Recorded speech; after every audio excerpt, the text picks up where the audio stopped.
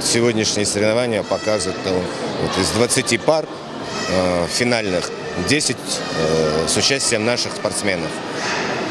При условии того, что здесь боксеры из самых сильных регионов, я считаю, основных поставщиков для бокса — это Дагестан, Чечня, Ингушетия, Ставропольский край, Кабардино-Балкария, Карачаево-Черкесия. Вот. И наши спортсмены достойно представляют нашу республику, за что отдельное спасибо тренерскому штабу. Ну и, конечно же, общий ажиотаж бокса, он дает такие плоды. Остинский бокс возвращается на былые позиции. Как бы раньше остинские боксеры считались лучшими в России и в мире.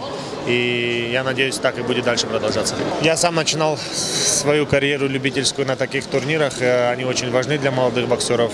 На таких турнирах они набираются опыта, знакомятся друг с другом. И я надеюсь, в будущем из них вырастут большие чемпионы.